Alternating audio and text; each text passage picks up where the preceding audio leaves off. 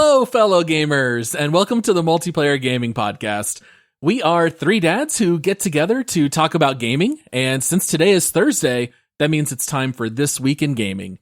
We have shared between the three of us the news stories that we thought were the most interesting, and now we will be bringing them to you all while adding some of our thoughts. Please make sure to rate our show 5 stars, leave us a written review, and come support us on Patreon. Patreon supporters unlock some amazing perks like 2 bonus Squadcast episodes every month. You can check it out at multiplayersquad.com. I am your host, Paul, and joining me here today, he literally just got his RTX 3080 Ti, but now he's going to have to start saving because there's an upgrade coming. It's Michael. It's like when you buy a car a month before they announce the next model, and the next model is like completely different, way beefy. I'm looking at the prices. I got my 3080 Ti for just under $800, which was actually a steal, and I'm happy I bought it, and I think it was a steal because the next week, Best Buy probably knew the next week that they were announcing the 4000 series, the 40 series, but whatever. I made this bet for myself, and I'm going to sleep in it or play games in it. Done. Oh, there you go. And also joining me and Michael, he's calling us from Oxfordshire jail in the UK because the authorities finally caught up to him for hacking GTA 6. It's Josh. Guys, send bail. Just send bail money. It's hard. I have to convert it to euros. They keep feeding me these things called fish and chips, and I don't know what they are. They're not the chips I know of. After having such a packed week of news, guys, if we're honest, this week is a little bit of a down week. That's why we're going to be spending some of our time talking about the new Nvidia graphics cards. But we're going to put that off for a little bit. We're going to open up the show first by talking a little bit about the games that we've been playing lately. Josh, I know you were diving into a new game here this weekend. You want to talk a little bit about it? Well, big news is Modern Warfare 2. The open beta is, or was this weekend. By the time people are listening, this will be over. But hey, it's Modern Warfare. It's Call of Duty. Like, we've mentioned this a few times. Famously, I've only ever played one Call of Duty, which was Cold War. We actually did a deep dive on that. And so I was pretty amped, I was like, hey guys, I'm going to buy the game so I can play the open beta or, get early access to the beta.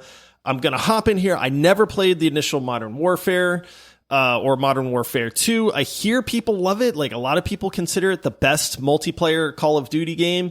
I hop in, I start running around. I'm shooting people. I'm pretty decent at shooters. I'm no, sweat or anything, but I'm not terrible either. And this feeling of like, what is different about this game versus the other Call of Duty that I played? Yeah. And it's literally nothing. The answer is nothing, guys. I started whining to you guys instantly. I said, I don't get it. Why were people hyped about this? I get it's a beta, but the game, as of this recording, is probably less than 30 days away. You know what I mean? There was all kinds of graphical glitches going on. The pacing was slow and clunky. You have the whole thing where you have to unlock weapons and the attachments and all that stuff. That doesn't bother. But I found myself going like, why am I playing this? This is the most repetitive, just spawn, shoot, die, spawn, shoot, die, spawn. If you're lucky, get 6 kills in a row so that you get a cruise missile so that you can then bomb that on the map and kill 4 people. And then just rinse and repeat. I've unabashedly, Paul, you and I have always been Battlefield guys. Michael doesn't really get into the hardcore shooters. I die. I refunded it. I legitimately refunded the game because for $70, Modern Warfare 2 is $70. And I don't think I would play this game if it was free to play. And I know there's people out there that are rolling over right now going, oh, I can't believe you, Josh. I love Call of Duty. Hey, if you love Call of Duty, I am super happy for you. But play your old Call of Duties because I can't imagine that this $70 game is any different than what you have been playing already for years and years and years. They've been the same for a decade plus. This is just Call of Duty these days. You love all of them or you just don't really care. But they're all there's nothing new. Even the graphics. I have a very good PC with a 3080 card. I've got every graphical setting cranked to max, and even then the graphics are nothing special, man. So it's like, what makes this the 2022 Call of Duty game that everybody's going, oh, Modern Warfare 2, yeah. And I'm just going, like, this is not fun, man. Yeah. I don't know. I don't get it. Maybe I'm just not a Call of Duty guy, but my very, very initial early impression is I would never pay $70 for this game. You almost wonder if they charged $70 because they knew that it wasn't going to have a lot of staying power. Like a lot of games that don't sell well. Like we look at, what was that game? The Cult of the Lambs didn't sell a huge opening weekend, but after that word of mouth made it huge.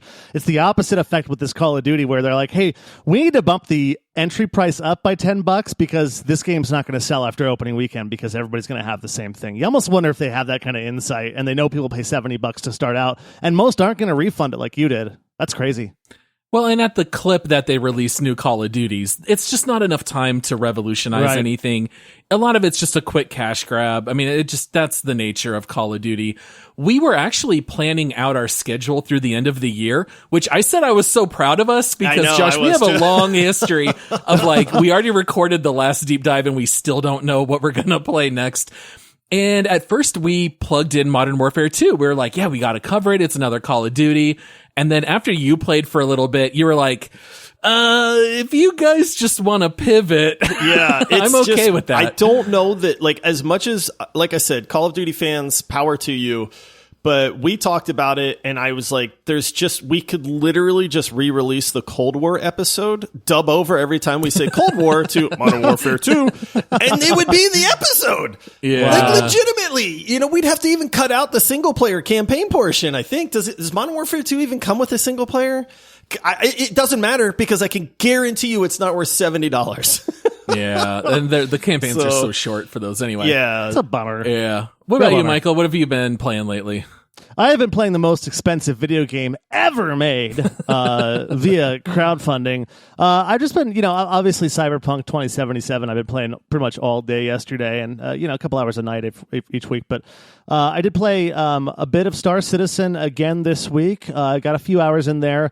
I like it so far. There's a lot of comparisons, obviously, to Elite Dangerous. The barrier to entry is a little bit easier, though. It's not quite as hard to figure out and so forth, probably because, there's just not as much to do.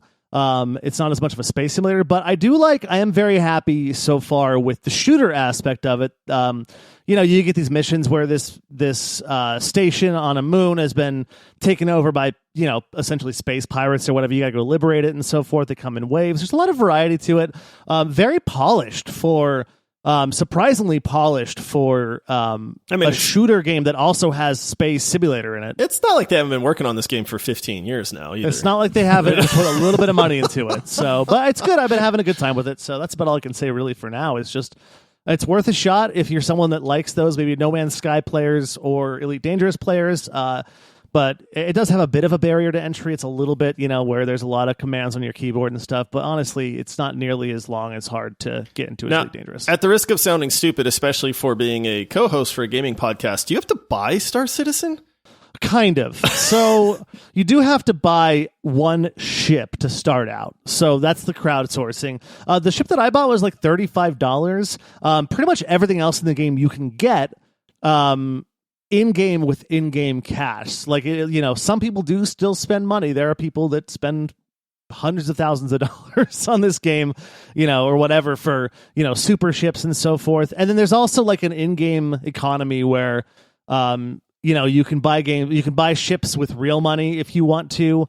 But those aren't on sale all the time. So then if you buy one for the money, you can sell it to another player for like in-game credits. So you got to spend a little bit on it, but not much. And honestly, you can probably play it for like $15. I think. Okay, so you don't have to buy the game. You just have to buy. You can download the game, but to play, you have to buy a ship. Just buy a ship. Okay, yep, I gotcha. Any ship. It sounds like you guys have been playing some boring games because I've been getting my trombone on, boys. Oh boy. This somehow this game, Trombone Champ, kind of took the whole internet by storm this last week. The last time I remember this happening was Keep Talking and Everybody Explodes, where I would hop onto Reddit and on the main page, I'm seeing posts of people playing everybody or Keep Talking.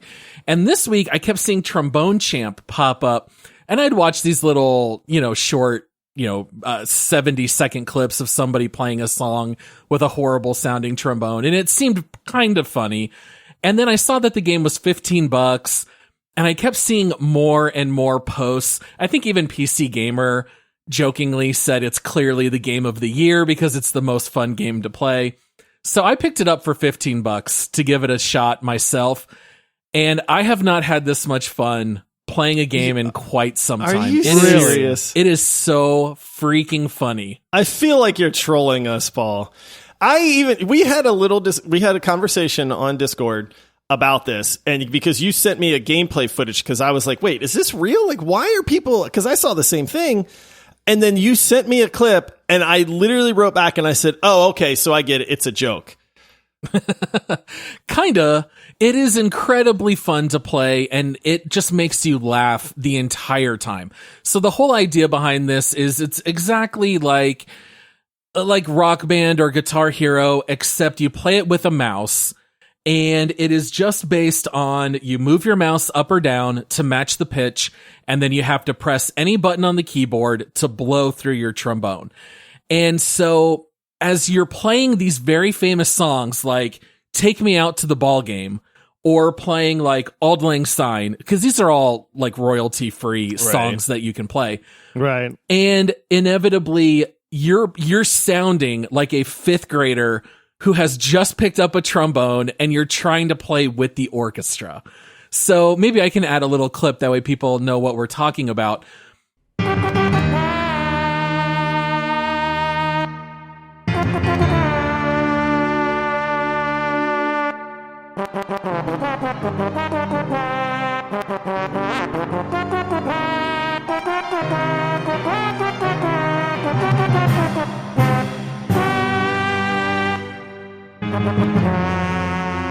But the funny thing about the game is that your mouse is inverted. That's what makes the game so hard. So it's not as simple as just moving your mouse up or down.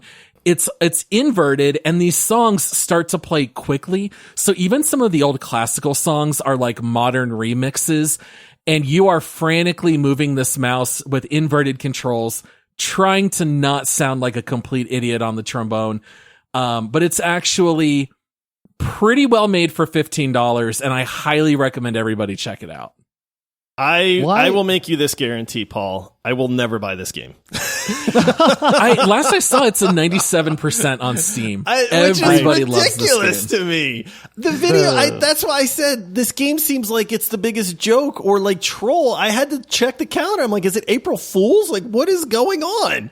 How is it any different than DDR? It's exactly the same. I know, but I didn't like DDR either. It's just trombone does not scream, I'm a super exciting instrument. Like Dance Dance Revolution, you're dancing. Guitar Hero, it's a guitar. Hello. Rock Band, all of it. Trombone? Seriously, when I heard this, when you were talking about this earlier this week, I was like, man, supporters of capitalism must be thrilled because people will buy anything.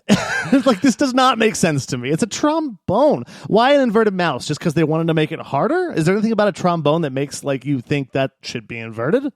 I know the answer to this, because as you move your mouse up, it's extending the slide on the trombone, and when you pull your mouse down, it's like you're pulling the slide of the trombone back. So they tried to mimic the actual motion of playing a trombone.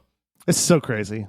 Yeah, it's a game that I would not have even glanced at, except for the fact that clearly everyone who has picked it up loves it. So it sounds dumb, but as soon as you start watching the gameplay and see people laughing and playing along with it, I mean, the game itself totally gets this. They make fun of trombones in the entire game. Every time you load up a song, it gives you fake facts about trombones. And so it says things like, the world record for the person who owns the most trombones is 2. Or it'll say, people who play the trombone are called tromboners. Tromboners. If you line up every trombone on Earth, it'll wrap around the solar system 4 times. So, the game is intentionally made to be very funny. Highly recommend checking it out. For $15, it's so cheap. I guarantee you $15 in Trombone Champ is better than putting $70 toward Modern Warfare 2. That is probably... I can agree with you there, right, Paul. Yeah. Oh, and shockingly, it has a card system. You earn. I forgot about this. I saw the video on this. They actually mix like a bunch of different like popular game mechanics together, which did make me chuckle.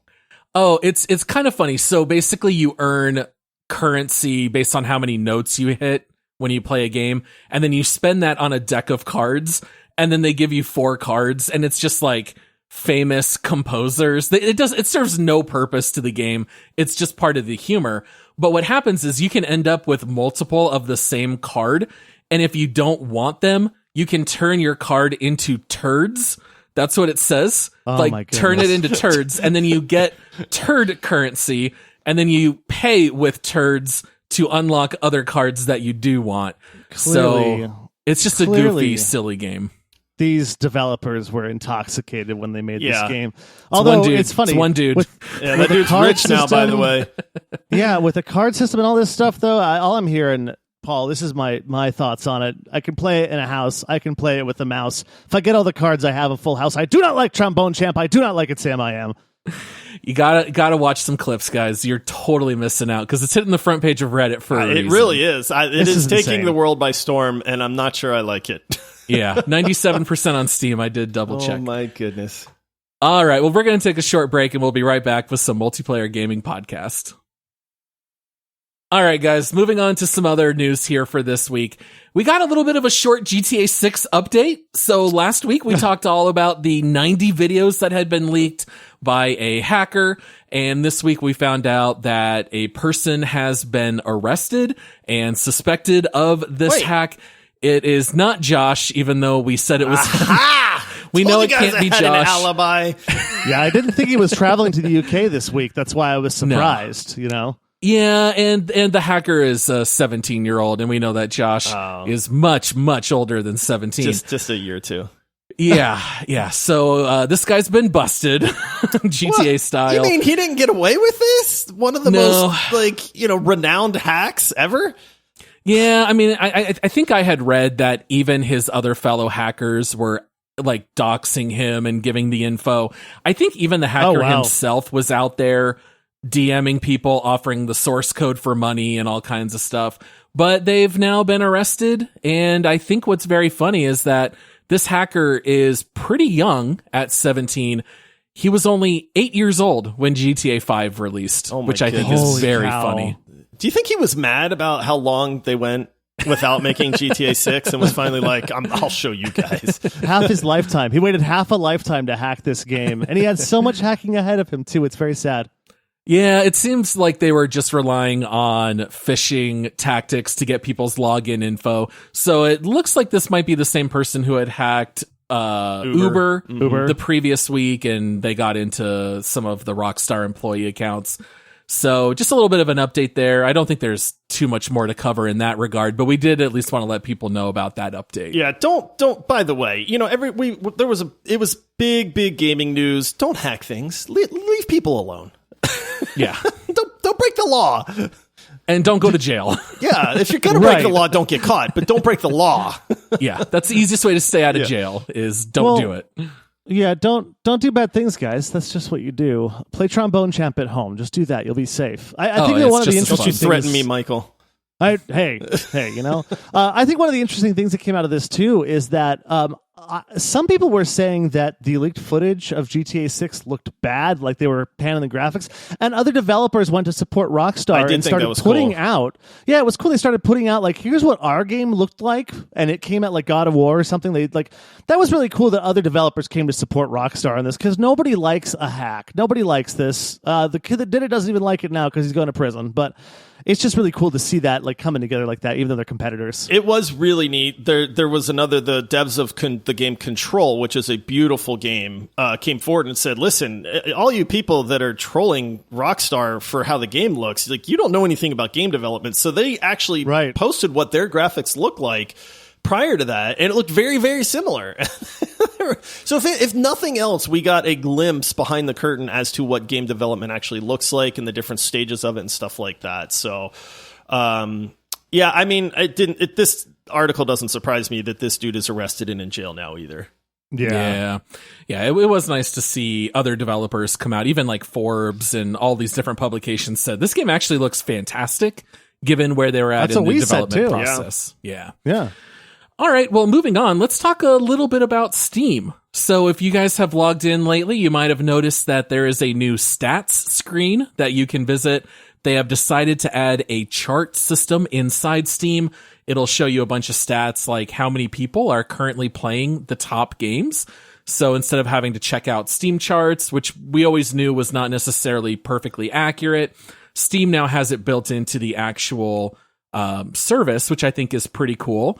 And one of the interesting things is that Cyberpunk continues to climb the charts. It's crazy. It's at the top now. Oh, did it overtake Modern Warfare? Last I looked, it was number 2. Not for concurrent, but for single player, it's number 1. Yeah, single player, it is the number 1 played game. It is only behind CSGO, Dota 2, Apex, PUBG, Lost Ark, and the Modern Warfare 2 beta. Right. So it's the number 1 played single player, and it's the number 2 overall selling game, only behind Modern Warfare 2 pre-orders. And maybe a lot of those are getting refunded. Like, Right. I mean, they're coming back. If you guys think about it, we did announce that we're going to do another deep dive on Cyberpunk a couple weeks ago. And now the Steam charts, I don't want to say anything, but I'm just saying. It could be Clearly. the Netflix animated series, but who knows? Netflix. No, nonsense. Whatever. Clearly we are influencers. Yeah. I was a little surprised to see Lost Ark on this list, though, at number 5 with over 100,000 concurrent people playing. Is that the right word? It's free. It is free, but I mean, like, look what at I'm all the missing other is it games. did They're fall off free, pretty too. fast. Yeah. Oh, that's very true. Yeah. Okay. I'll say digress. this, people might be like, how is this big news? But one of the beautiful things about Steam is knowing what is gaining hype and traction as a gamer really, really helps. Valheim came out of nowhere with this. People started saying all of a sudden, guys, there's like 500,000 people playing Valheim or downloading it. And so the really nice thing about this minor change in Steam is that it really does give us a glimpse as to, is there a game out there that maybe is flying under the radar that's a phenomenal game that people haven't heard of? You know, Cult of the Lamb, right? Like, nobody heard of Cult of the Lamb. Like, there was one or two articles on it, maybe, but then all of a sudden you start seeing this thing rising up the Steam charts as more and more people play it and they like it, they tell their friends. Right? And then they go, oh, you guys should try this. And so this is a very nice, easy, concise way, because the Steam database, Steam charts thing was very ugly. It was hard to navigate. You couldn't filter like the things that you wanted to see very easily. I mean, you could, but it just wasn't very user friendly. So this is really nice to see Steam say, hey, this is beneficial for gamers. And so we're going to just make it native to Steam and easy to access and easy to look at. Yeah, I'm very happy with the upgrade. I don't know how often I'll use it, maybe every once in a while, but it is nice. Like, if I'm looking for a new game to play and I'm like, hey, I'm really undecided. Well, this game is being played by a lot of people for a couple weeks consecutively. Maybe I'll check it out. I'm going to look at the downloads, like which games are actually being downloaded, because I feel like Counter-Strike, Global Offensive, Apex, like all these free-to-play games, I feel like are always on the most played list. To be honest with you, like, I don't know that CSGO changes has held very. it for forever. Exactly. So, but hey, this is the number 1 downloaded game or purchase game. I think that list would be fairly handy to try to find something off of if you're looking for another game. Yeah, makes sense. I also just like seeing them adding new stuff that you can look at. Like, we didn't cover it, but I think the week prior, Xbox had announced that they were going to start adding the estimated time to beat a game on the store marketplace. Stuff like that is really cool. If they start adding more stuff like that into Steam, I'll be thrilled, because then you get to kind of see, oh, this game is $20, but everyone reports you can beat it in an hour and a half. That might inform whether or not I think it's a good purchase. Now, obviously, with Xbox, they have the benefit of having the Game Pass, whereas Steam might lose some sales. But at the same time, I think it would be a really neat feature. So I wonder if we'll see them continue to add more stats like this. Yeah. Which I think are awesome. All right. And then our last news story of the week is regarding Nvidia. We know that the 40 series of cards have been announced. They will be priced at a relatively high rate, guys. The RTX 4090 is going to set you back $1,599. Oh my goodness. So basically what a 3080 was going for like 6 months ago. Yeah. Guys, It's the future. No. We're in the 40 series. We're in the future. This is not good news. I actually have been doing a lot of reading on this, and it's like not, 3 times better, Josh. No, it's not 3 times better. Don't buy into the hype, fellas. That's what I don't get. I was reading that. Okay, so my 3080 Ti that I just got, right? Which is definitely better than my 1080 was, this and that. But like I know the 1080 to the 3080 is it's not a huge jump. It's a big jump. But they're saying that the 3080 Ti is 3 times inferior to essentially the 4080 Ti or the 4080 16 gigabyte version. I'm not buying that. It's not. I don't see the jump having to being that big. Nvidia would like you to believe that, but if you are techie at all, you can go onto the interwebs, and it's where people communicate and stuff. And there have been a lot of tech websites. There's a lot of tech YouTube videos and stuff like that actually breaks down what this Nvidia 40 series is.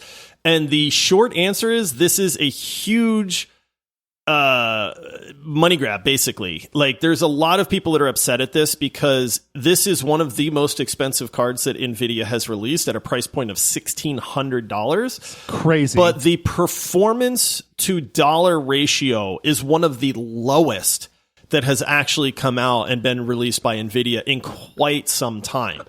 But that's funny because they put in their own release, and I put it down as a direct quote, they are fantastic value relative to the similarly priced 3080 GPUs. Nope. And that does not seem to be the case. It is not the case at all. And without getting too nerdy, like the new 40 series uses 192-bit bus, whereas like I think the 20 series and I believe the 30 series all use a 256-bit bus. Yes, they've got more RAM, but that is not the end all be all of these things. They're trying to talk about their rasterizer cores and stuff like that. But people that are smarter than me in this aspect basically have written these articles, and they break down why this is one of the worst cards that you can actually buy for the money. And that's where the people getting upset are starting to come out, because Nvidia should have said, listen, we don't have this huge upgrade, so we're going to price these accordingly until maybe we get to the next generation. And that's fine. Sometimes technology skips a generation before you get a really big update. That's okay. But don't price your card as twice as expensive as the previous line when it's only really like 30% better. And then you're trying to sell it with big words and stuff like that, but you're trying to rob people at this point. Well, and it's crazy, too, because they're talking about all these things that are somewhat immeasurable. Like, you just used a term on what they're calling their GPU set. They're talking about a lot of ray tracing stuff and things like that. Those are harder to tangibly say. What are the speeds going to be? They're more of a quality upgrade. And I think that's kind of where they're leaning into it a little bit too much. As everyone knows, like the 1080 to the 2080 was not that big of a jump. It wasn't a next gen. The 2080 to 3080 was a little bit more. What's different, though? The 3080, like, I got a really good one. You've got a good one, Josh. But at the same point, like is this really a next gen card like they're saying? It seems like they're just leading into a lot of hype words and power stances and just trying to sell a gullible public on a product that is way overpriced. And interestingly, did you guys see what AMD has recently announced? Yes, I did.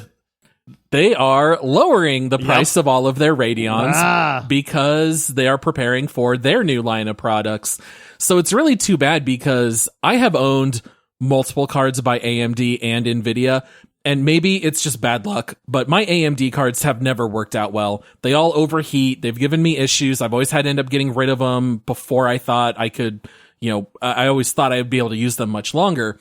So it's too bad, but it's a pretty brilliant move because they're lowering the cost of their cards. People are kicking back against this Nvidia announcement. So we're seeing a little bit of a shift of power going more toward AMD right now. I love what AMD is doing on this, because that is exactly what you do. Is they waited for Nvidia to get money hungry and get greedy, to be honest. And then they went, oh, really? Because NVIDIA is getting a ton of pushback from this. They're, like I said, just go search for it. Most of the articles and YouTube videos out there and stuff are basically saying this sucks.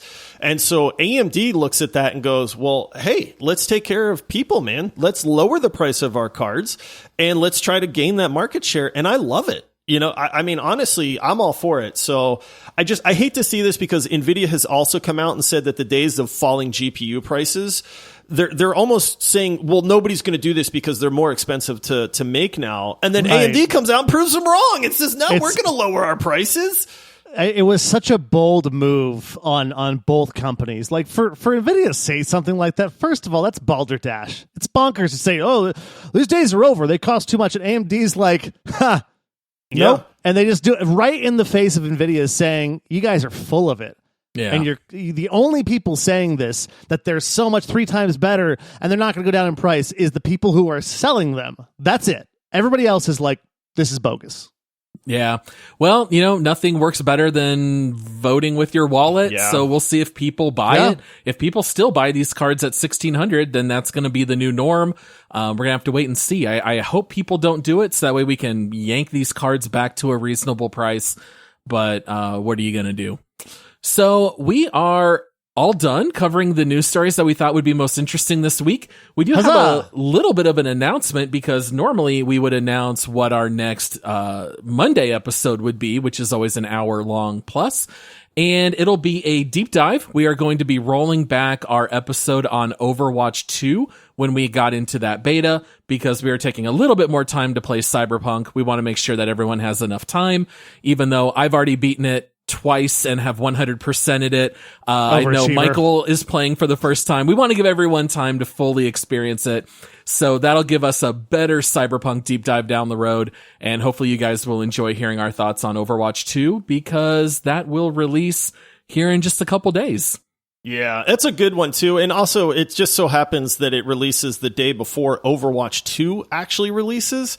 So for anybody that might have missed that, this is going to be a great primer into the actual full release of Overwatch 2, and you can kind of know what to expect from that as well. And it'll be nice to see what's changed, because I do know that some things have changed since then. So it's going to be a very good indicator as to what has happened since the beta to the actual release of the game, balance issues, and quality of life stuff and stuff like that as well. Yeah, or us putting this game out, this old review out, will be excellent clickbait for those of you that think it's a new episode. Oh, wait, hold on. Hold on. In the notes on here, Paul's just editing. It says, do not actually say this, just believe it. Okay, never Don't tell our secrets, guys, Michael. Listen to the episode. It's going to be great. But not a lot has changed. We've gotten a couple of minor changes, but it's a good refresh if you want to hear our thoughts on Overwatch 2 versus Overwatch 1. Yeah. So as always, we'll have our quick take release on Saturday. Monday will be a rewind, but then on a week from today, we'll be back with a normal Twig episode for This Week in Gaming. And that's all that we have for you guys here today. So just as a reminder, go check out multiplayersquad.com to see our Patreon page. Follow us on socials at multiplayerpod. And then we will see you guys on Saturday for that quick take, and then Monday for that rewind Overwatch 2 episode. Thanks everyone for listening. And we will see you all next time. Happy gaming. Yeah, it's good day, BDE, which is Old English for have a good day. Yeah, I'm just going to say bye, everybody. Bye. See ya.